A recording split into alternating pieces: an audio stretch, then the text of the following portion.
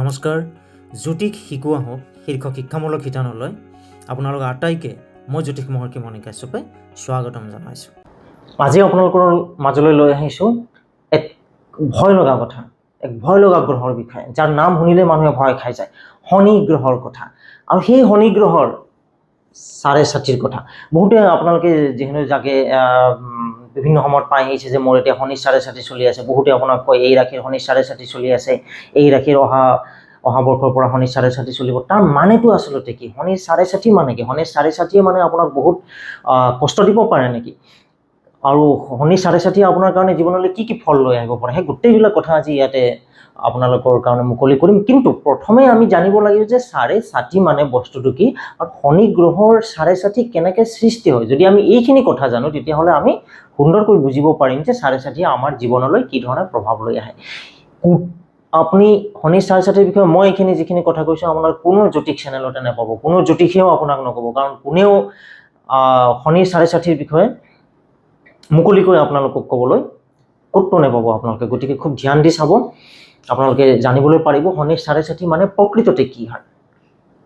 যি কি নহওক বাৰু, আমি ৰাশিচক্ৰৰ বিষয়ে মোৰ যদি বিভিন্ন অন্যান্য ভিডিঅ'সমূহ যদি চাই আছে তেতিয়াহ'লে আপোনালোকে ইতিমধ্যে গম পাইছে, ৰাশিচক্ৰৰ পৰিচয় গম পাইছে, আৰু বিভিন্ন ৰাশিসমূহৰ বিষয়েও গম পাইছে, আৰু বিভিন্ন নৱগ্ৰহৰ বিষয়ে গম পাইছে।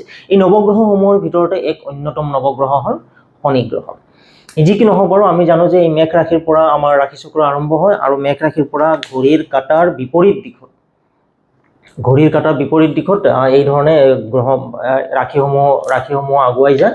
আৰু গ্ৰহসমূহেও, আমি যিহেতু পৃথিৱী স্থিৰ থাকে, পৃথিৱীক আমি স্থিৰ মানে পৃথিৱী সাপেক্ষে যিহেতু আমি গণনা কৰোঁ, পৃথিৱী সাপেক্ষে যেতিয়া গণনা কৰোঁ, পৃথিৱীৰ সাপেক্ষে গ্ৰহবিলাকৰো এক গতি থাকে, আৰু গ্ৰহবিলাকেও পৃথিৱী সাপেক্ষে ঘড়ীৰ কাঁটাৰ বিপৰীত দিশত ৰাশিচক্ৰত এইদৰে পৰিভ্ৰমণ কৰে। মেঘ ৰাশিৰ পৰা বৃষ ৰাশি, মিথুন ৰাশি, কৰ্কট ৰাশি, সিংহ ৰাশি, কন্যা ৰাশি, তুলা ৰাশি, বৃশ্চিক ৰাশি, ধনু ৰাশি, মকৰ, কুম্ভ আৰু মীন, এইদৰে 12টা ৰাশি পৰিভ্ৰমণ সম্পূৰ্ণ কৰে। গতিকে শনিয়েও এইদৰে এটা সম্পূৰ্ণ 360 ডিগ্ৰী পৰিভ্ৰমণ কৰিবলৈ শনিক কিমান বৰ্ষ লাগে মই কৈ দিছোঁ। শনিয়ে এটা ৰাশিচক্ৰ পৰিভ্ৰমণ কৰিবলৈ শনিক 30 বছৰ লাগে। অৰ্থাৎ 30 বছৰ যদি 12টা ৰাশিত ৰাখে তেতিয়াহ'লে এটা ৰাশিত শনিয়ে পৰিভ্ৰমণ কৰিবলৈ কিমান সময় লাগিব? 2.5 বছৰ। প্ৰায় 2.5 বছৰ। কেতিয়াবা গ্ৰহ এটা বক্ৰী হৈ যায়, সেইটো বাৰু বেলেগ কথা। প্ৰসংগতে কৈ থৈ যে আমাৰ সূৰ্যই যিটো আছে, সূৰ্যই এটা ৰাশিত পৰিভ্ৰমণ যিটো কৰে 30 দিন সময় লয়। সেইকাৰণে 360 ডিগ্ৰী থাকে এটা নৱমণ্ডলত, 360 ডিগ্ৰী সূৰ্যই 365 দিনত এটা যিটো পৰিভ্ৰমণ সম্পূৰ্ণ কৰে। সেইদৰে বেলেগ বেলেগ ৰাশিও বেলেগ বেলেগ পৰিভ্ৰমণ কাল আছে। যি কি নহওক বাৰু, শনিৰ কাৰণে কিমান বছৰ লাগে? গোটেই ৰাশিচক্ৰটো পৰিভ্ৰমণ কৰিবলৈ পৃথিৱী সাপেক্ষে 30 বছৰ সময় লাগে। অৰ্থাৎ শনিয়ে এটা ৰাশিত কিমান বছৰ থাকিব? যিহেতু 12টা ৰাশিত 30 বছৰ লাগে, এটা ৰাশিত 2.5 বছৰকৈ থাকিব। গতিকে এতিয়া আমি আহিছোঁ আপোনাৰ এই কথাটো মনত ৰাখিব কিন্তু দেই, 2.5 বছৰ যিটো বৰ্ষ আছে, এই 2.5 বছৰটো খুবেই দৰকাৰী বৰ্ষ। এই 2.5 বছৰটো মনত ৰাখিব। শনিয়ে এটা ৰাশিত পৰিভ্ৰমণ কৰিবলৈ কিমান সময় লয়? 2.5 বছৰ। এইখিনি মনত ৰাখিব। ইয়াৰ পিছত আমি আপোনালোকৰ ৰাশিলৈ আহিছোঁ। খুব মন দি শুনিব, স্কিপ নকৰিব, নহ'লে বুজি নাপাব। আৰু মই নিশ্চিতভাৱে ক'ব পাৰোঁ যে আপোনালোকে মই শনিৰ চাৰে ছাতিৰ বিষয়ে এই যি কথা ইয়াতে কৈ আছোঁ কোনো জ্যোতিষীয় চেনেলত নাপাব। অসমৰ চেনেলটো বাদ দিয়ক, আপোনালোকে ৰাষ্ট্ৰীয় পৰ্যায়ত যিকোনো চেনেলত চাওক, শনিৰ চাৰে ছাতিৰ বিষয়ে ইমান ধুনীয়াকৈ বুজাই দিয়া, ইয়াৰ ভিতৰৰ যিখিনি কথা আছে এইখিনি কৈ বুজাই দিয়া কোনো ভাল। শনিৰ চাৰে ছাতি বুলি কৈ ভয় খুৱাব, প্ৰতিকাৰ বহুত দিব, কিবা দিব, এই গোটেইখিনি কথা পাব। কিন্তু শনিৰ চাৰে ছাতি মানে কি আচলতে সেই কথাটো বুজাই দিয়া কোনো ভিডিঅ' মই আজিলৈকে ৰাষ্ট্ৰীয় চেনেলতো দেখা নাই, আৰু অসমীয়া চেনেলটো বাদেই দিওঁ, কোনো ৰাষ্ট্ৰীয় পৰ্যায়ৰ চেনেলতো, কোনো ৰাষ্ট্ৰীয় পৰ্যায়ৰ যিবিলাক চেনেল আছে, ইউটিউবে হওক বা বিভিন্ন ধৰণৰ চেনেল আছে, তাত ক'তো নাপাব। সেইকাৰণে ধ্যান দি শুনিব আৰু মন দি শুনিব, স্কিপ নকৰিব। স্কিপ কৰিলে বুজি নাপাব। যি কি নহওক, এইসমূহ বিভিন্ন ধৰণৰ ৰাশি: মেঘ ৰাশি, বৃষ ৰাশি, মিথুন ৰাশি, কৰ্কট ৰাশি, সিংহ, কন্যা, তুলা, বৃশ্চিক, ধনু, মকৰ আৰু মীন। ধনু, মকৰ, কুম্ভ আৰু মীন, এইবিলাকৰ কোনোবা এটাত আপোনাৰ ৰাশি হ'ব।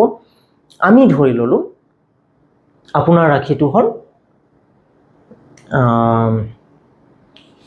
মকৰ ৰাশি বুলি আমি ধৰি ল'লোঁ। আপোনাৰ ৰাশিটো হ'ল মকৰ ৰাশি। আমি আপোনাৰ নাম অনুসৰি কি ৰাশি হয় সেই বিষয়ে মোৰ এটা ভিডিঅ' আছে, এইটো চাই ল'ব পাৰে। নহ'লে যদি আপোনাৰ ৰাশিটো যদিহে আপোনালোকে যদিহে নেজানে, তেতিয়াহ'লে কমেণ্ট বক্সত আপোনালোকৰ ডেট অফ বাৰ্থ আৰু সময় যিটো আছে, জনম দিন, জনম সময় আৰু জনম ঠাই, জনম স্থান, এই তিনিটা বস্তু আপোনালোকে দি দিব আৰু সম্পূৰ্ণ চাৰ্টিফিকেটৰ নামটো দি দিব। তেতিয়াহ'লে আপোনাৰ জনম ৰাশিটো কি হয় সেইটো মই তাতে কমেণ্ট বক্সতে মই জনাই দিম। যি কি নহওক বাৰু, আমি ধৰি লৈছিলোঁ কি যে জনম ৰাশি হৈছে আপোনাৰ মকৰ ৰাশি। এতিয়া মকৰ ৰাশিত শনি কিমান বছৰ থাকিব? আমি আগতে পাই আহিছিলোঁ এটা ৰাশিত থাকে 2.5 বছৰকৈ। আৰু মকৰ ৰাশিৰ দুইফালে যি দুইটা ৰাশি আছে, মকৰ ৰাশি এইফালে আছে কুম্ভ ৰাশি আৰু মকৰ ৰাশিৰ আগৰ ৰাশিটো হ'ল ধনু ৰাশি। গতিকে ধনু ৰাশিটো 2.5 বছৰ থাকিব শনি যেতিয়া আহিব, কাৰণ নৱমণ্ডলত ঘূৰি থাকোঁতে কোনোবা নহয় কোনোবা এটা ৰাশিতটো শনি থাকিবই। গতিকে ধনু ৰাশিত যেতিয়া প্ৰৱেশ কৰিব, এইটো স্থানৰ পৰা এইটো স্থানলৈকে 2.5 বছৰ থাকিব, প্ৰায় 2.5 বছৰ। আৰু ইয়াৰ পৰা ইয়ালৈকে মকৰ ৰাশিটো 2.5 বছৰ থাকিব, আৰু মকৰ ৰাশিৰ এইফালৰ ৰাশিটো যিটো আছে কুম্ভ ৰাশিটো 2.5 বছৰ থাকিব।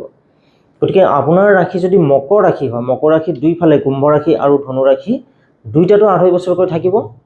এতিয়া আপুনি এই তিনিটা ৰাশিত মুঠতে কিমান দিন থাকিলে তেতিয়াহ'লে মানে ইয়াত 2.5 বছৰ, মকৰ ৰাশিত 2.5 বছৰ আৰু কুম্ভ ৰাশিত 2.5 বছৰ। গতিকে 2.5কৈ 7.5 বছৰ, অৰ্থাৎ 7 বছৰ 6 মাহ সময় থাকিব। সেই সময়ছোৱাকে কোৱা হৈছে 7.5, মানে 7.5 বছৰ। এই শনিৰ 7 বছৰ পিৰিয়ড হ'ল এইটো, সময়টো হ'ল এইটো যেতিয়া আপোনাৰ ৰাশিৰ আগৰ ৰাশিত শনিয়ে প্ৰৱেশ কৰে, তেতিয়াৰ পৰাই আপোনাৰ শনিৰ 6.5 আৰম্ভ হোৱা বুলি কোৱা হয়। ইয়াত 2.5 বছৰ আপোনাৰ ৰাশিৰ আগৰ ৰাশিটোত 2.5 বছৰ, আপোনাৰ নিজৰ ৰাশিত 2.5 বছৰ আৰু আপোনাৰ পিছৰ ৰাশিটোত 2.5 বছৰ। মুঠতে 7.5 বছৰ এই যি শনিৰ পৰিভ্ৰমণ কাল আছে আপোনাৰ ৰাশিৰ আগে পিছে আৰু আপোনাৰ ৰাশিত লৈ পেলাই, এই তিনিটা ৰাশিত 2.5 বছৰকৈ মুঠতে 7.5 বছৰ যি শনিৰ পৰিভ্ৰমণ কাল হয়, সেই সময়ছোৱাকে আপোনাৰ শনিৰ 6.5 বুলি কোৱা হয়। গতিকে মকৰ ৰাশিৰ ব্যক্তিজনৰ কাৰণে ধনু ৰাশিত যেতিয়া শনি প্ৰৱেশ কৰিব, তেতিয়াই আপোনাৰ 6.5 আৰম্ভ হ'ব। 6.5 চলি থাকিব আপোনাৰ যেতিয়ালৈকে ই কুম্ভ পাৰ হৈ, কুম্ভৰ একদম অন্তিম বিন্দু পাৰ হৈ পেলাই যেতিয়ালৈকে মীনত প্ৰৱেশ নকৰে। যেতিয়াই শনিয়ে কুম্ভ ত্যাগ কৰিব, তেতিয়া আপোনাৰ মকৰ ৰাশিৰ ব্যক্তিজনৰ কাৰণে শনিৰ 6.5 শেষ হৈ যাব। আপোনালোকে বুজি পোৱাত অকণমান দিগদাৰ হ'ব পাৰে কাৰণে মই আৰু এটা বেলেগ ৰাশিৰ কাৰণে গৈ পেলাই মই কৈ দিছোঁ। ধৰি লোৱা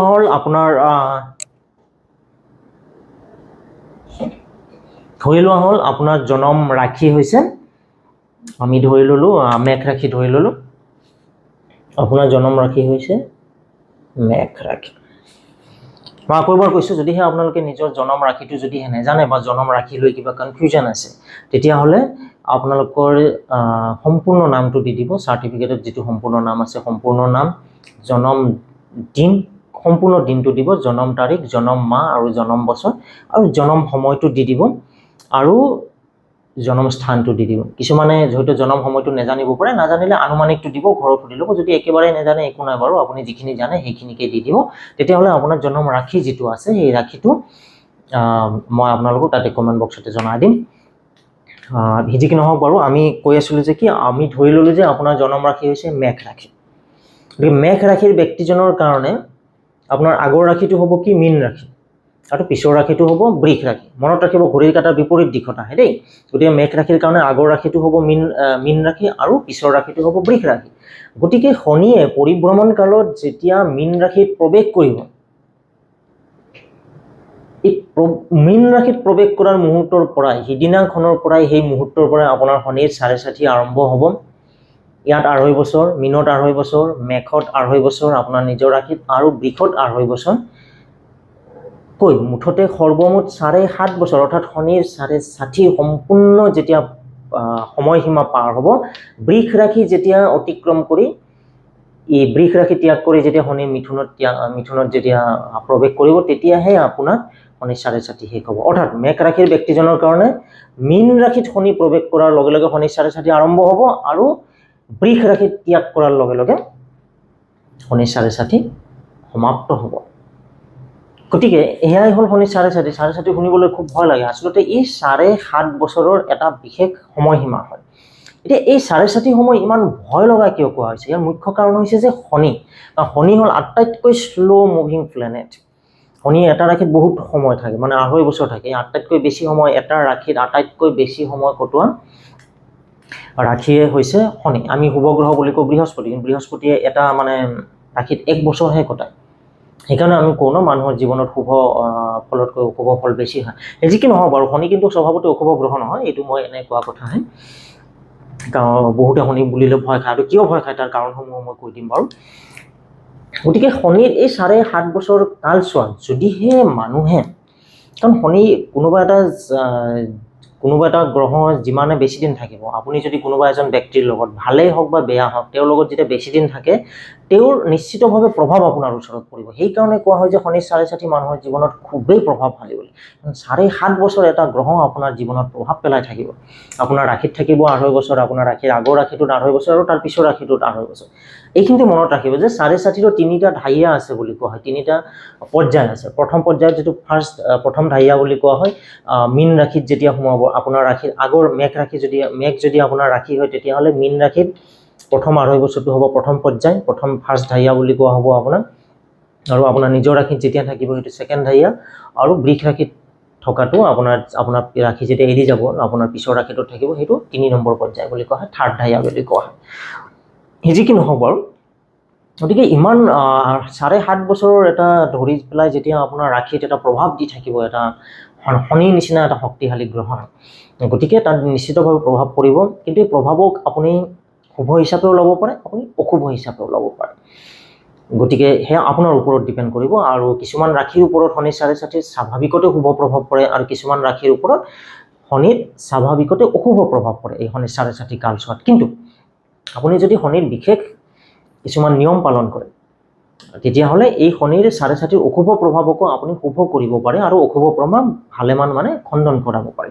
আৰু তাৰ কাৰণে আমি জানিব লাগিব, শনিৰ কাৰকতা জানিব লাগিব, আৰু শনিয়ে কি অশুভ প্ৰভাৱ দিব পাৰে, কি শুভ প্ৰভাৱ দিব পাৰে। শনিৰ কাৰকতা জানিবলৈ হ'লে আমি প্ৰথমে আহিছোঁ যে শনিৰ কি সংখ্যাৰ কাৰক। শনি হ'ল সংখ্যা 8ৰ কাৰক নিউমাৰলজি অনুসৰি। গতিকে এই শনিৰ যিটো আপোনাৰ ৰাশি যিটো ধৰিলোঁ, আৰু সংখ্যা অনুসৰি হয়, আপোনালোকে নাম্বাৰ 8 ব্যক্তিসকলে ধৰি ল'ব। নাম্বাৰ 8 ব্যক্তি কোনবিলাক হয়?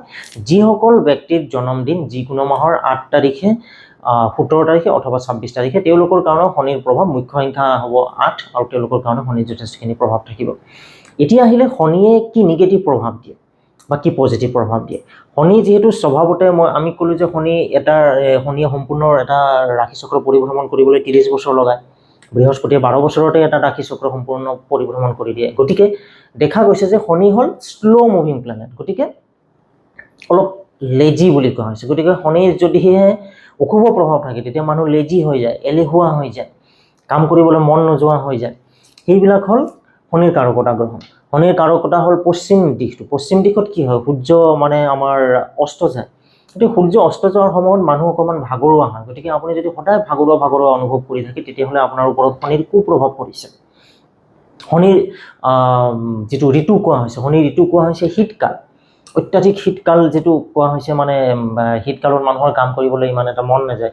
অত্যাধিক শীতকালটো সেইকাৰণে শনিৰ কাৰণে কোৱা হৈছে। শনি শীতল গ্ৰহ বুলি কোৱা হৈছে। যদিও শনি ৰবিৰ পুত্ৰ, এই বিষয়ে আৰু এটা বেলেগ কাহিনী আছে, ৰবিৰ পুত্ৰ কেনেকৈ হ'ল সেয়া মই পিছত পৰ্যায়ত ক'ম বাৰু। কিন্তু ৰবিৰ পুত্ৰ হোৱা স্বত্তেও শনি হ'ল শীতকাৰক গ্ৰহ। গতিকে শীতৰ দিনত আপুনি যদি সদায় ঠাণ্ডা অনুভৱ কৰি থাকে আৰু কাম কৰিবলৈ উৎসাহ অনুভৱ নকৰে, তেতিয়াহ'লে আপোনাৰ শনিৰ কুপ্ৰভাৱ পৰিছে। শনিৰ পঞ্চতত্ত্ব বাৰু বায়ু তত্ত্বক শনিয়ে প্ৰতিনিধিত্ব কৰে, আৰু শনিয়ে স্পৰ্শক প্ৰতিনিধিত্ব কৰে। মানুহৰ মানে আমাৰ শৰীৰৰ এই দিশক প্ৰতিনিধিত্ব কৰে, সেয়া হ'ল স্পৰ্শ। তাৰপিছত আহিছোঁ নীলম ৰত্ন আৰু লোহা। শনিৰ কাৰণে বাৰু ধাৰণীয় ৰত্ন হৈছে নীলম, আৰু লোহা হৈছে আমাৰ ধাতু, যিটো ধাতু হৈছে লোহা।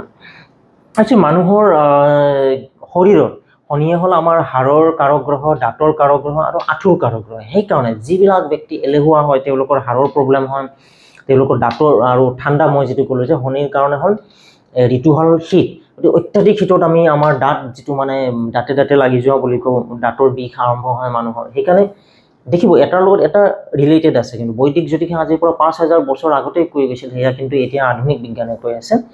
আপুনি কিমান লজিকেল বস্তু আমাক কৈ গৈছিল, এইটো মন কৰিব। শনিৰ ৰাশি হৈছে শীত, আৰু শৰীৰৰ অংগ হৈছে দাঁত, হাড়, আঁঠু ঠাণ্ডাৰ দিনত শীতৰ দিনত এইবিলাক হাড়ৰ বিষ হয়, আমাৰ দাঁতৰ বিষ হ'ব, আঁঠুৰ বিষ হ'ব, এইবিলাক এনেও বাঢ়ি যায়। তাৰ ওপৰঞ্চি যদি আপুনি এলেহুৱা হয় তেতিয়াহ'লে আপোনাৰ হাড়ৰ বিষ হ'ব, হাড়ৰ সমস্যা হ'ব, অস্টিঅপৰচিছ হ'ব, আৰ্থ্ৰাইটিছ হ'ব, এইবিলাক হ'ব, আঁঠুৰ প্ৰব্লেম হ'ব, দাঁতৰ প্ৰব্লেম হ'ব, দাঁতৰ সমস্যা হ'ব। আৰু শনি কোৱা হৈছে যে মানে লেতেৰা যিবিলাক বস্তু, শনিয়ে লেতেৰা বস্তুত শনি থাকে বুলি কোৱা হয়, নিগেটিভ শনি থাকে বুলি কোৱা হয়। যদি আপুনি লেতেৰা হয়, দাঁত মানে আপুনি স্বভাৱ যদি মানে খাদ্য স্বভাৱ যদি আপোনাৰ ঠিক নহয় তেতিয়াহ'লে আপোনাৰ দাঁত লেতেৰা হ'ব, তেতিয়াহ'লে আপোনাৰ দাঁতৰ বিষ আৰম্ভ হ'ব শনিত। আৰু ঠাণ্ডা দিনত এনেও শনিৰ কুপ্ৰভাৱটো বাঢ়ি যাব, তেতিয়া ঠাণ্ডা দিনত এই গোটেইবিলাক বস্তু আনকি সাধাৰণ মানুহৰো অকণমান বেছি হৈ যায়। আৰু যিসকল ব্যক্তিৰ শনিৰ কুপ্ৰভাৱ আছে তেওঁলোকতো আৰু বেছি হৈ যাব। গতিকে শনিৰ কুপ্ৰভাৱৰ পৰা বাচি থকাৰ উপায় কি? ইয়াৰ ওলোটাখিনি কৰিলে হৈ গ'ল। আপুনি যদি এক্টিভ হৈ থাকে তেতিয়াহ'লে আপোনাক শনিয়ে চুব নোৱাৰে। আমাৰ আগৰ দিনত এটা কথা আপোনালোকে মনত কৰিব যে পুৰণি ব্যক্তিসকলে কয় যে আমি যেতিয়া বাহিৰৰ ক'ৰবাৰ পৰা আহোঁ তেতিয়া মানে ভৰি ধুব লাগে, ভৰি ভালদৰে ধুব লাগে, গুৰুহাত ধুব লাগে। আৰু মনত ৰাখিব যে ভৰিৰ গুৰুহাত কিন্তু শনি থাকে। তো গুৰুহাত যদি ভালদৰে নোধোৱা, এইখিনি হ'ল মানে মিনিমাম বেছিক ক্ৰাইটেৰিয়া। গতিকে গুৰুহাতটো যদি নোধোৱে তেতিয়া সেই মানুহজন নিশ্চিতভাৱে এলেহুৱা হ'ব। সেই মানুহজন চাফ চিকুণতাক লৈ, পৰিষ্কাৰ পৰিচ্ছন্নতাক লৈ এটা কুৱেশ্যন মাৰ্ক থাকিব। আৰু অপৰিষ্কাৰ মানুহক গা ধুবলৈ মানে যিবিলাক মানুহে ভালদৰে স্নান নকৰে, যিবিলাক ভালদৰে মানুহে পৰিষ্কাৰ হৈ নাথাকে, পৰিষ্কাৰ পৰিপাটি হৈ পৰিষ্কাৰ বস্ত্ৰ পৰিধান কৰি নাথাকে, তেওঁলোকক শনিয়ে ধুব, তেওঁলোকক শনিয়ে ধৰিব। গতিকে আপোনালোকে যদিহে এটা নিয়মানুবৰ্তিতা এটা ভালদৰে পালন কৰি থাকে তেতিয়াহ'লে শনিয়ে ধৰিব নোৱাৰে। শীতকালত আপুনি খুব শীতৰ দিনত, আমি ঠাণ্ডাৰ দিনত দেখিছোঁ বহুত মানুহে দেৰিকৈ উঠে। আৰু এনেও টোপনিৰ পৰা যিবিলাক মানুহে দেৰিকৈ উঠে সেইবিলাক মানুহক কিন্তু শনিয়ে সহজতে ধৰে। তাৰোপৰি শীতকালত যিবিলাক মানুহে দেৰিকৈ উঠে সেইবিলাকক সহজতে ধৰে। তাৰমানে সেইবিলাকক শনিয়ে এনেও দেৰিকৈ উঠিবলৈ মন যায় ন শীতকালত, কিন্তু শীতকালত শনিৰ প্ৰকোপটো বেছি হৈ যায়। আনকি যিবিলাক মানুহ এক্টিভ হয় সেইবিলাক মানুহেও অকণমান দেৰিকৈ উঠিবলৈ বাধ্য হৈ যায়। কিন্তু সেই বুলিতে ঠাণ্ডা বুলি যিবিলাক মানুহে সদায় কম্বলৰ তলতে সোমাই থাকে, যিবিলাক মানুহে অনবৰতে বিচনাতে শুই থাকে, সেইবিলাক মানুহক নিশ্চিতভাৱে শনিয়ে বেয়াকৈ ধৰিব। এইটো কথা মনত ৰাখিব কিন্তু। আৰু এক্টিভ হৈ থাকিব শাৰীৰিকভাৱে যিসকল ব্যক্তি সক্ষম হৈ থাকে, ভৰিৰ গুৰুহাত শনি থাকে বুলি কোৱা হয়। গুৰুহাত যিমান চলাচল কৰি থাকিব, আপুনি যদি বহি থকা ব্যক্তি হয়, আৰাম কৰি থকা ব্যক্তি হয়, তেতিয়াহ'লে আপোনাক শনিয়ে সহজতে ধৰিব আৰু আপোনাৰ এইবিলাক সমস্যা দেখা দিব, হাড়ৰ সমস্যা, দাঁতৰ সমস্যা, আঁঠুৰ সমস্যা। কিন্তু আপোনাৰ গুৰুহাত যদি চলাচল হৈ থাকে তেতিয়াহ'লে চলমান শনি কোৱা হৈছে শিৱ ভক্ত বুলি। গতিকে চলমান শনিক আপোনাৰ ভৰিৰ গুৰুহাত যিমান চলাচল কৰি থাকিব, আপুনি যিমান কৰ্মত হ'ব, সিমানেই আপোনাৰ যিমান চলমান হ'ব, আপুনি যিমান ভ্ৰাম্যমান হ'ব, আপুনি সিমানেই আপোনাৰ শনিৰ অশুভ প্ৰভাৱ কমি যাব।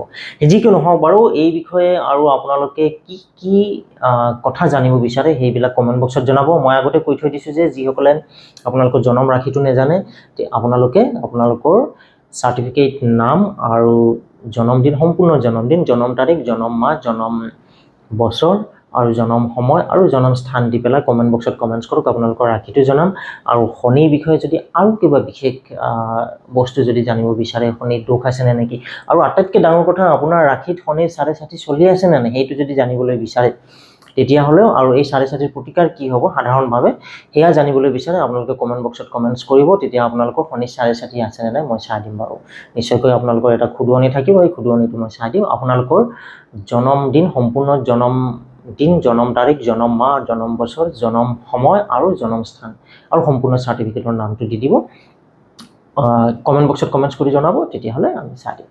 যিকি নহওক আপোনালোকৰ দিনটো শুভ হওক, মংগলময় হওক। শনিৰ কুপ্ৰভাৱৰ পৰা আপোনালোক সকলো সময়তে আঁতৰি থাকক। শনিৰ সুপ্ৰভাৱে আপোনাৰ জীৱনটো মংগলময় কৰি তোলক, সুখ আৰু সমৃদ্ধিশালী কৰি তোলক। তাৰে শুভকামনাৰে আজিলৈ সামৰিছোঁ।